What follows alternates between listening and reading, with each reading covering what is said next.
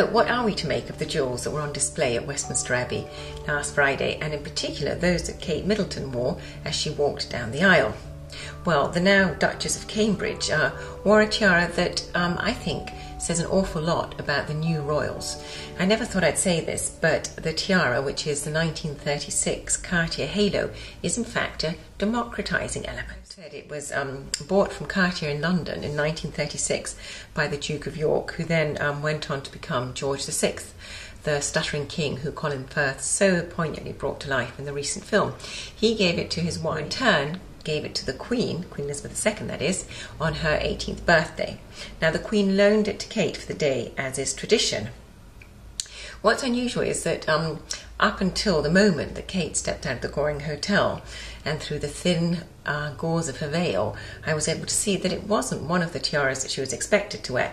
The odds were on the Russian fringe tiara, or the George III tiara, which was made by Garrards in 1830, and it's very spiky, it's very big. Or the Cambridge Lovers' Knot tiara, which was made in 1914, which was one of the favourites of Diana. Diana didn't wear the Cambridge Lovers' Knot tiara for her wedding. She wore it on other occasions, and what she did wear for her wedding was the Spencer tiara. Now, she wore the Spencer family tiara because she could, because she happened to have a family tiara, because of course she was from an aristocratic family.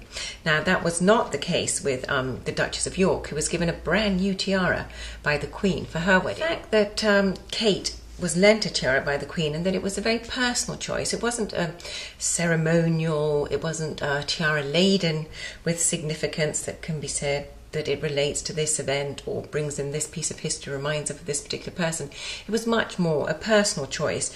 And in fact, for William, the fact that Kate was wearing a ring that belonged to his mother, who was obviously a very important woman in his life, and a tiara that belonged to his grandmother, tells me that this is a very personal choice, that this is about the young couple saying that they're going to be royals in a very different way.